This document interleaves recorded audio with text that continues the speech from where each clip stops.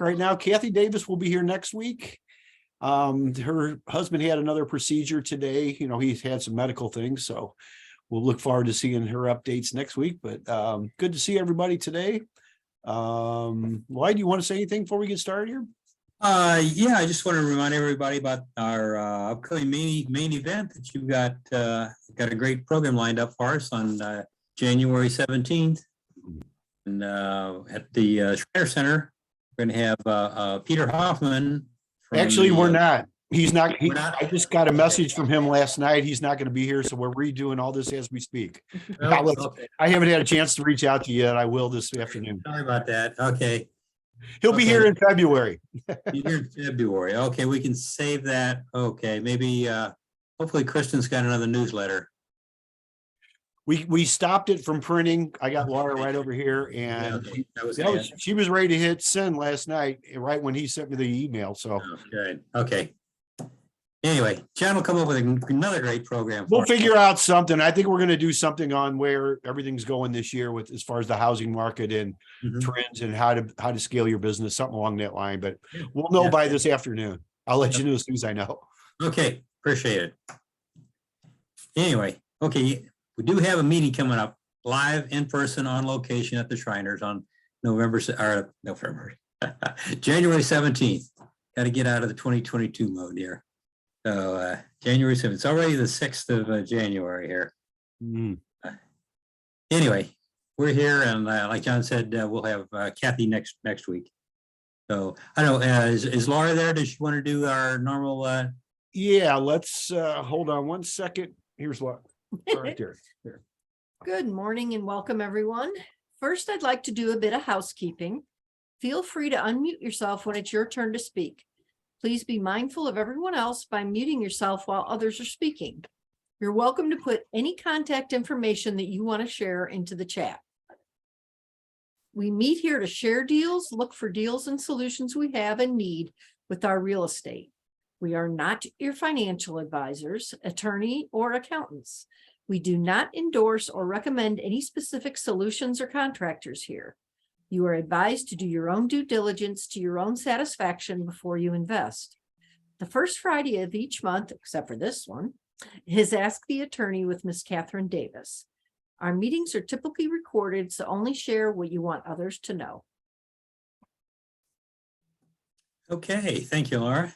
And yeah, just a reminder for some folks that may not be familiar with us, if you're a first-time visitor, we are a non-for-profit group, St. Louis Real Estate Investors Association, and we're run by volunteers like myself, John, Laura.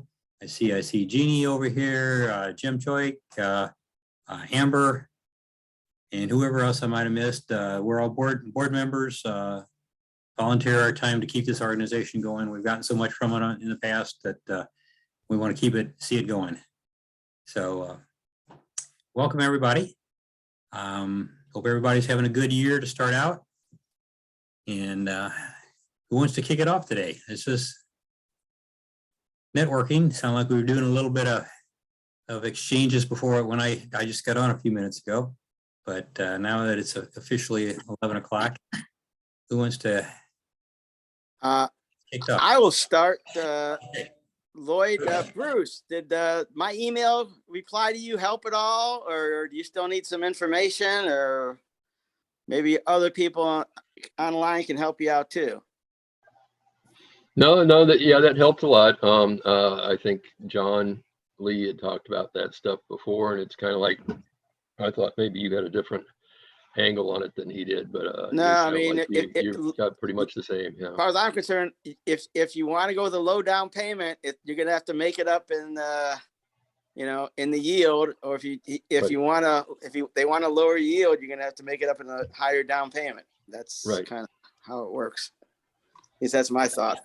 No, that makes sense. I've heard that before, but I wasn't sure how other people were working around the group. Yeah. Just want to know if you need anything else. No, thanks. I'm done, Lloyd. Okay.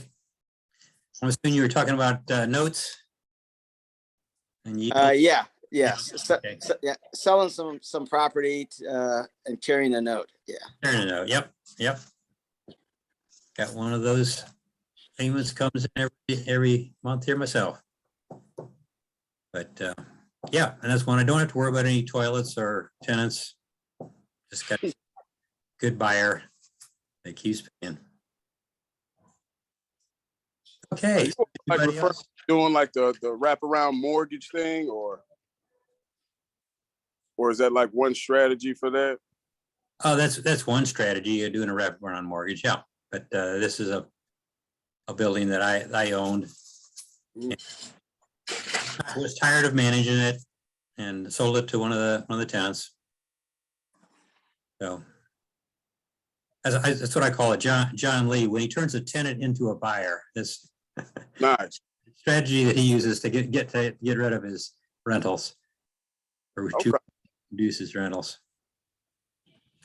Well, I'd be interested in something like that. I'd be interested in if anybody else has got any buildings for sale, tired of landlording it. Mhm. I'd be interested in having a conversation with them, then we can work out. Other than that, I'm at the current time, I'm looking for sale by owners for single family homes.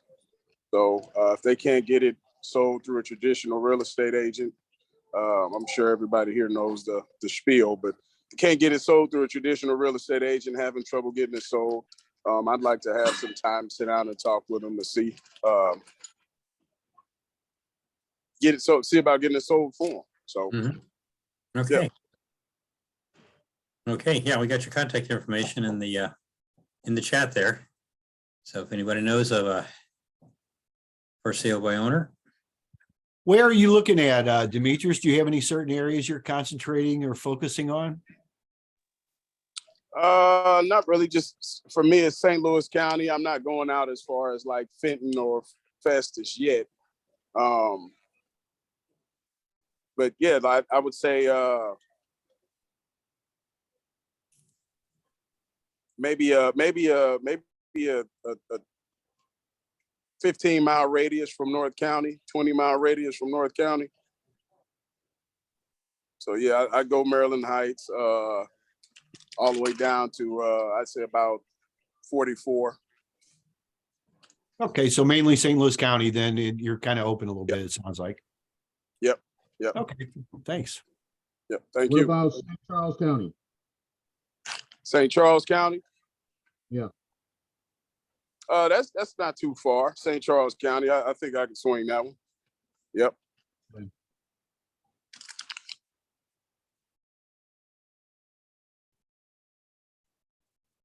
Okay, anybody else got anything? Any wholesalers got something under contract? You looking for an assignment? We got a lot of investors here today. This would be a good place to find somebody. Was there any real estate agents here? Or anybody got access to MLS? I think Sandra, I see Sandra's on here today. You've got a real estate license, right? Couldn't find the unmute button. There you go. Yes, I do. What were you looking for? What I'm looking for, expired listings for 2 counties. That's what I'm looking for. If any way we can work out a deal, I get set up to get some emails for some expired listings sent to my email. Okay, I'll put my my number and email in the chat and you can reach out to me and we can get that set up for you. Okay.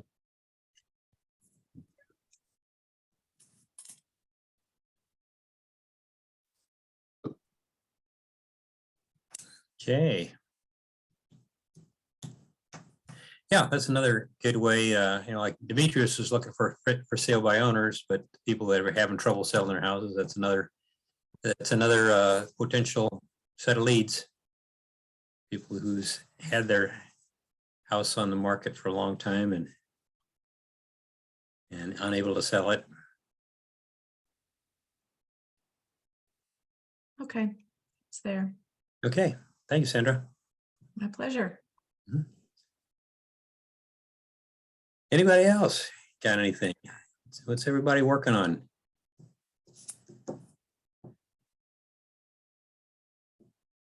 I'm still waiting for kitchen cabinets to come in here, so I'll be working on my my own kitchen renovation, hopefully in the next few weeks.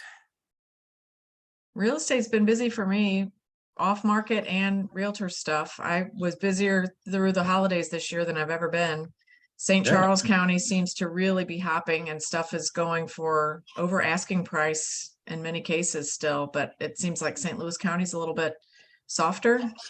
So Okay, so things are still moving in St. Charles County. mhm. That trend that started last year is still continuing. Huh? Yeah. I mean, it's definitely softened up, but the rehabbed houses, like when I put one of my rehabs on, there's still a big shortage out here and the demand is high. So the best houses go the quickest. Mhm. Hi, Jeannie. Oh, yeah, Jeannie's here too. Okay. She's an agent. Yeah, I'm actually working on wrapping up a rehab on a duplex here in Festus that I purchased a couple months back. So one of the tenants moved out. It was already had some tenants in there. So getting that side fixed up, getting close on wrapping that up, hopefully have it out there up for rent by the end of this month. And then gonna hopefully shift gears after that and start looking into some flips. So it's out in the Festus area. This area, okay. Yep. So currently got that here in Festus, which is close to where I am locally. So Jefferson County area, and then have a couple of properties over on the Illinois side. So just on the other side of the river. Okay, so you'll be looking for another property rehab. Yeah, be looking for some value add stuff here shortly. Yep. Okay. So if anybody's got any leads down south, Demetris wants to cover the north area. Didn't want to come down that far, so we can pass those leads on. Right. Complement each other well. Yeah, that's right. And also building, I mean, rather new to the area. So, still working on building those, getting a good contractor team and some of those other connections, some of that core group. So. Okay. You want to put your contact information on the in the chat? Yeah, I certainly can do that. Get a hold of you.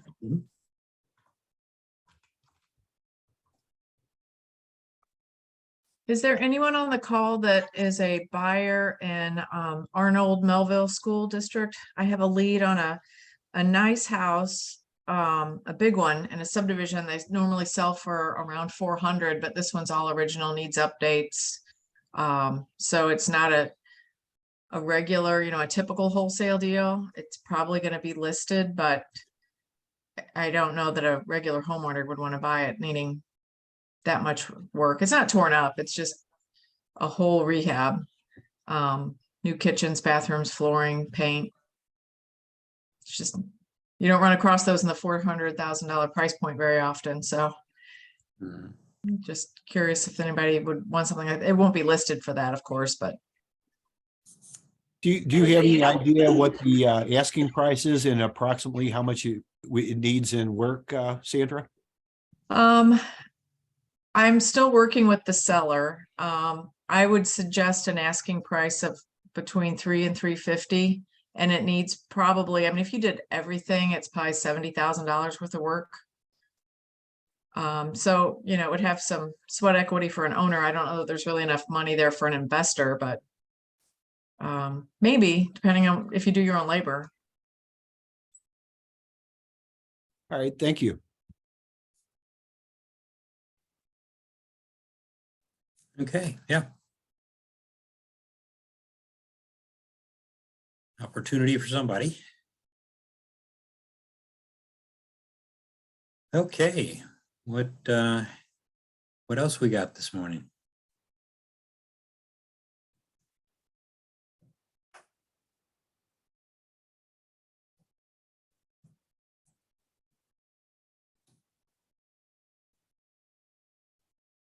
Well, kind of quiet.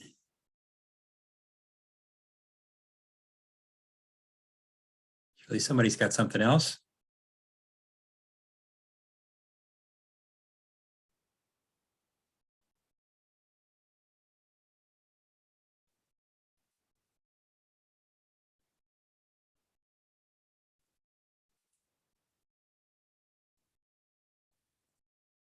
Yeah, I don't have too much going on myself.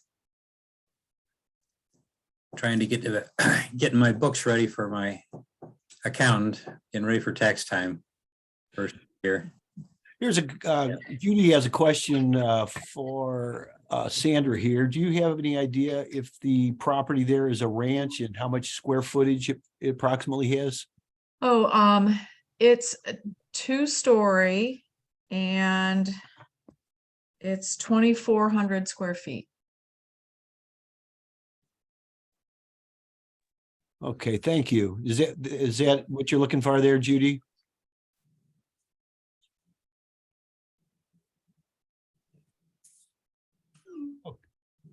Okay. Yeah. Okay, thanks. All right, great. Yeah, she's looking for a ranch, not a 2-story, but yeah, ranches definitely go faster, at least out here in St. Charles County. Find a 2,400 square foot ranch is, they would definitely go fast. Yeah, I want one too. Find one for me. I might buy one for myself, but I got to get my kitchen renovation done first and be able to enjoy it for a while before I move downsize to a ranch. I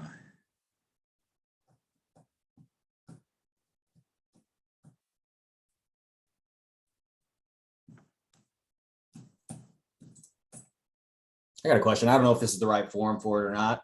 More of a general advice type of thing. As far as like direct to seller stuff, right? Different tactics, techniques. I don't know, is there any approaches or things that folks have had more success with, letters, calls, text messages, things like that? Or, are people even leveraging, how much are we leveraging that versus like, I guess, wholesalers and agents through the MLS?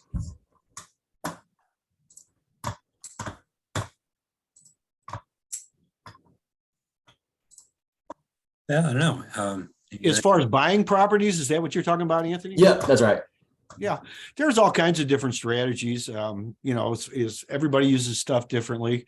A lot of things we like to do. I like to look for people behind on their taxes and kind of look for a problem to solve. That's a good, a good kind of a niche market. Bandit signs, I know people still use those. You got to be a little cautious with some of the municipalities. I don't think there's any wrong way to do it. Anybody else have any ways they like to prefer to find the properties they'd like to share? Yeah, I can speak to that a little bit. I'd say that I think the best response rate that I get is actually through text messaging. But I think cold calling also is a different segment of people that are going to respond to that. So I use a combination of cold calling and text messaging. Gotcha. Yeah, that's a good point. Different people have different preferences, right? We were talking about text messages before, and that will depend on your market, because I'll tell you, that's the quickest way to alienate me is with the junk text, unsolicited text. And I will block you completely out of my life. Okay. Because at least with a phone call, I cannot answer it. But I mean, you do have to know your market. I know a lot of the younger crowd, that's what they prefer. So you just, I just be a little cautious with the texts myself. Especially, I'm on the do not call list, and I really don't like getting calls, especially since I'm on the do not call list. So that's my thought. Yeah, I mean, I would definitely say that whoever you're going to contact, definitely scrub with the do not call list, and also if you decide to mail, also the do not mail list. So that's what I would suggest. Awesome. Appreciate it.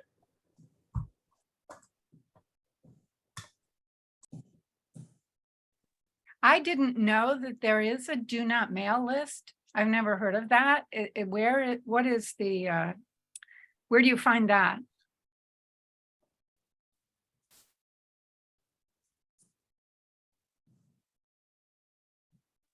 Yeah, actually, when I pull my list through PropStream, they actually have something that says do not mail.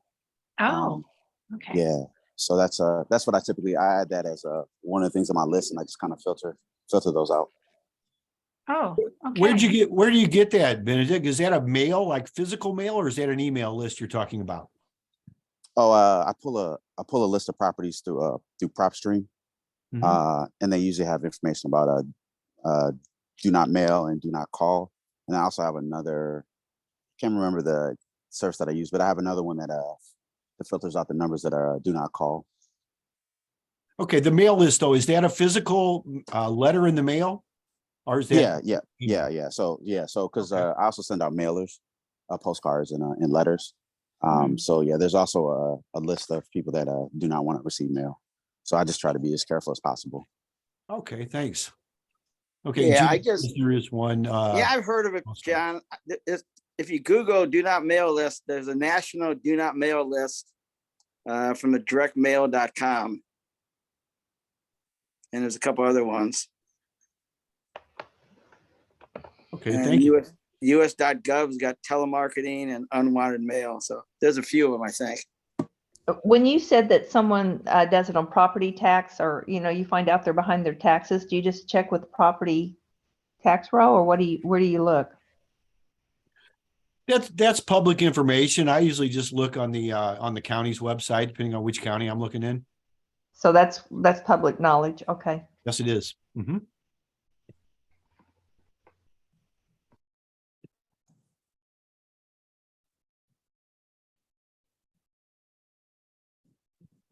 I see Carrie joined us in case anybody needs any funding.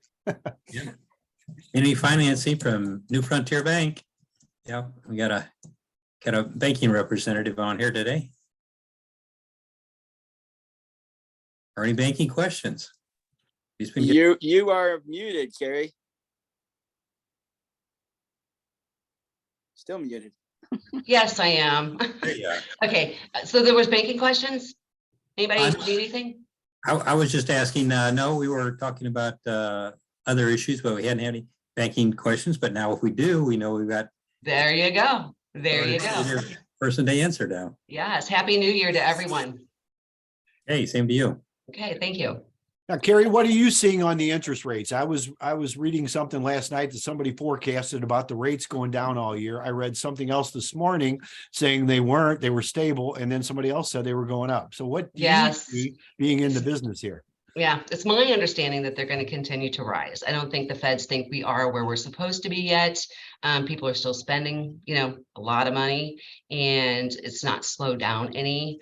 I think maybe fourth quarter, beginning of 2024 is when we'll start to see some, some stuff. I think it's going to rise and rise. And like I've said, a few times, if you're up for a renewal, get in before. You could always refi. You could always refi when rates go back down. It's just don't get stuck with a 10% rate.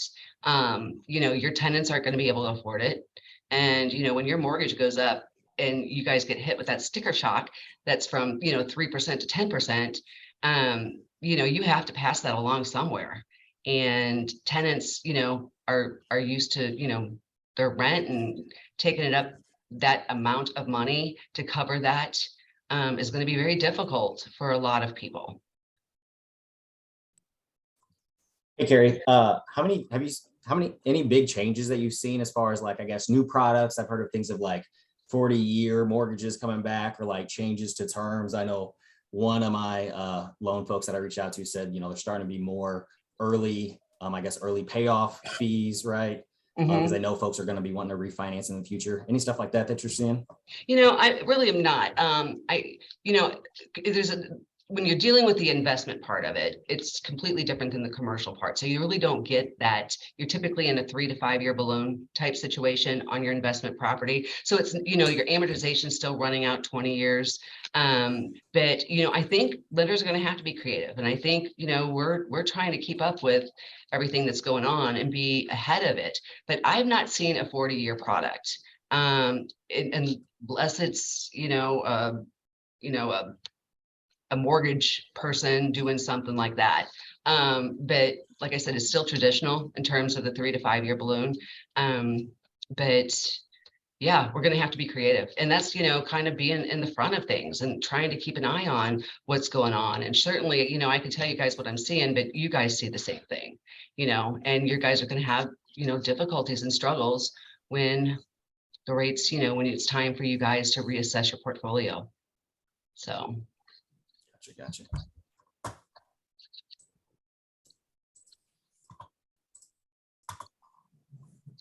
Okay, thank you for that, Carrie. Yeah, thank you. Yeah, heads up.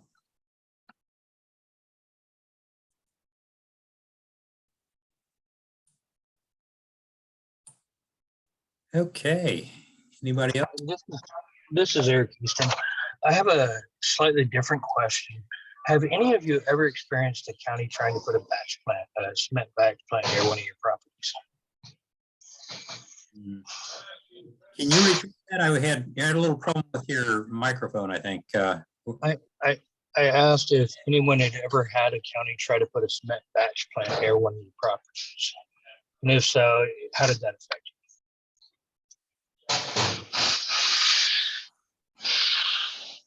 Somebody else catch that? Let's talk about this, the county doing something on his property.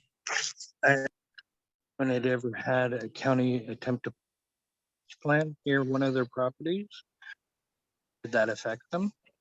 You're still cutting out. Your mic is cutting out on us. Something about a cement plant, like a batch cement plant. A cement batch plant, yes. No. Okay. Thank So you. the county's trying to rezone property near yours to They did kind of sneakily during COVID.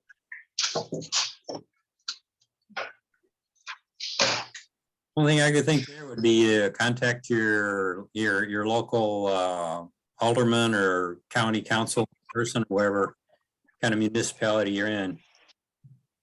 Try to work through that as far as the zoning. They usually have public hearings on that. That's why I'm surprised it's trying to sneak something through that through. You know, in my neighborhood, they're trying to put a new cell phone tower closer to my house, which I would love. It's not going to be in my backyard, but it's in the backyard of a church nearby. And they've tried twice. They had public hearings. Apparently, the people that live in the neighborhood right behind it don't want to have that big tower in their backyard. So unfortunately, I'm stuck with having poor cell phone service here because it keeps having public hearings. I get notices about public hearings, but I guess I should go to one and say, yes, I want it. Get enough of my neighbors that don't like our poor cell phone service. We can outweigh the folks that live so close to it. Well, they make some really cute ones. They make some that look like trees and different things. So maybe they can be a little ornate. I would hope so. Like I said, I never went to one of the hearings. I guess I should. I just get the notice, oh, they're trying again. Yeah. Apparently the last one wasn't successful. They want another public hearing. They're revising their plan. They probably put the second one, they probably just redesigned it to put to make it more palatable, but it still hasn't happened. Appreciate your input. Thank you. Okay, you're welcome.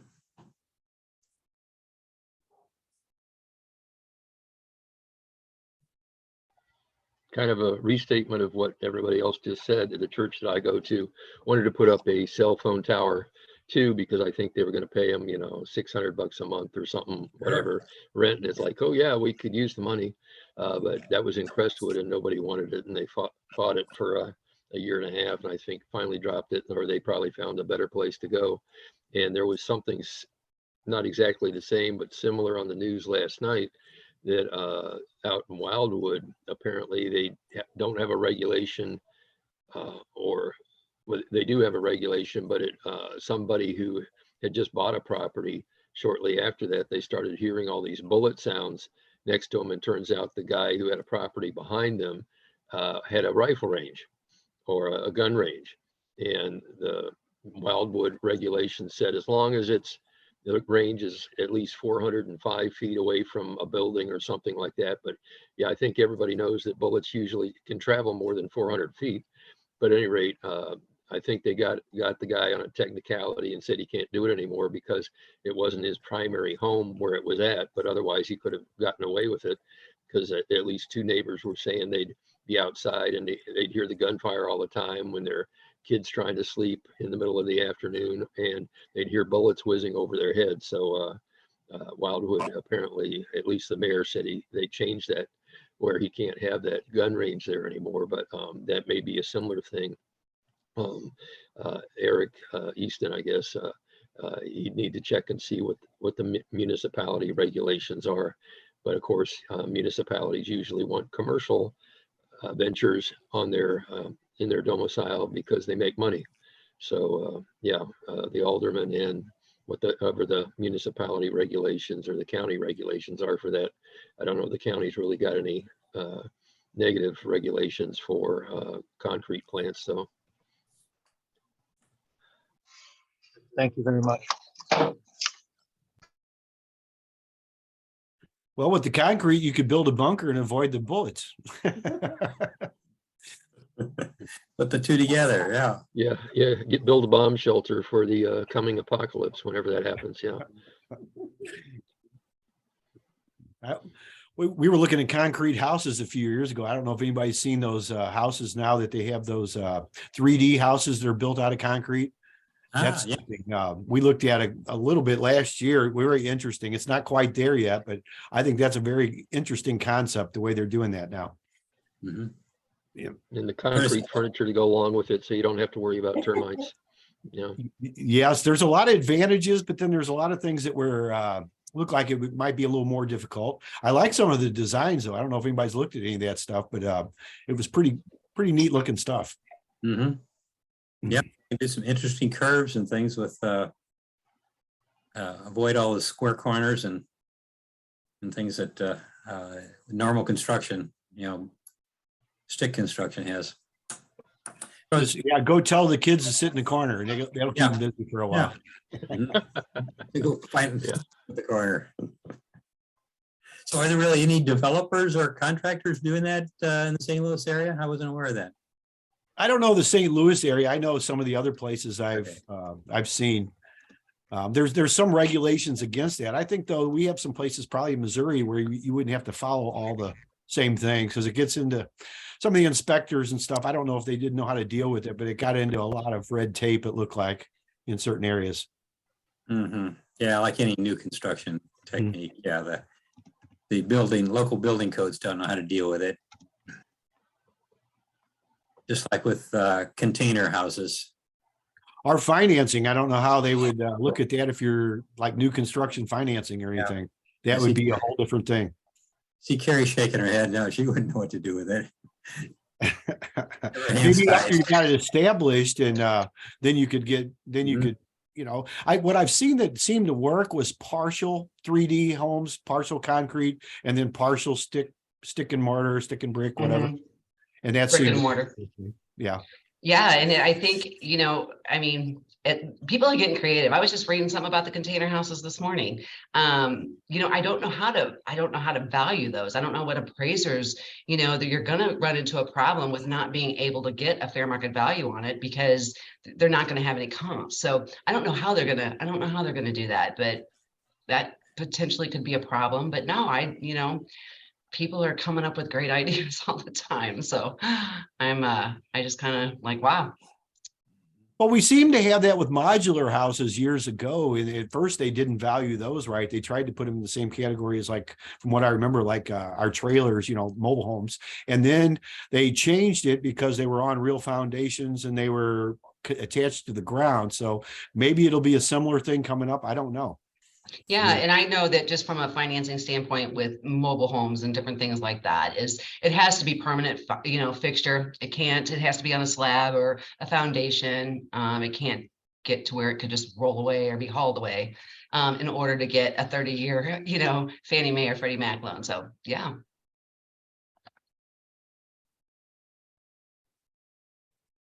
Okay.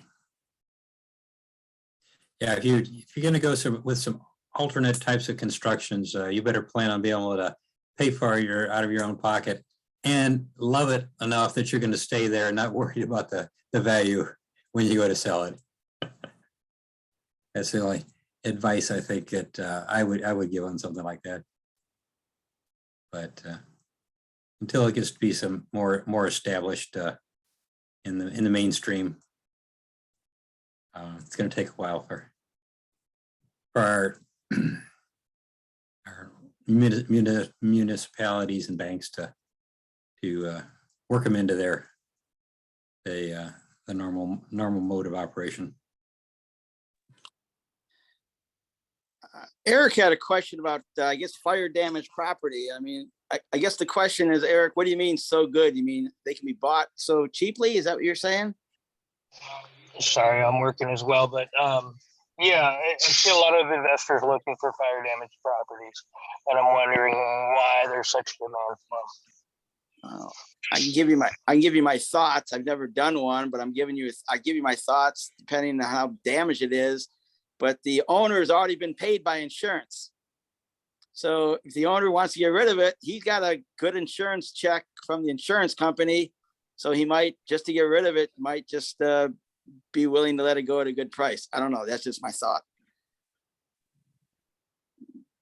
We John sold shaking a his- couple of them in the last year and a half or so. I've sold a couple fire damaged houses, and I was exactly what you said, Jim, is we got a check from the insurance company and I just wanted out of it because I didn't want to mess with all the stuff that goes with rebuilding. We looked at rebuilding one of the houses and it was way too much. You got the city involved, they got inspectors, in fact, the guy that bought it, I've driven by the one a couple of times, and it looked like they had all new stickers and new signs all over the house where they shut him down for what he started until he went through whatever the inspections were. So, but as far as the price, I couldn't wait to get rid of it. Thank you.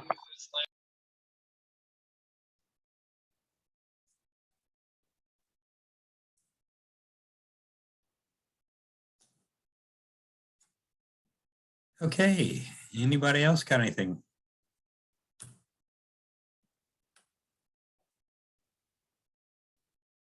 Ours today.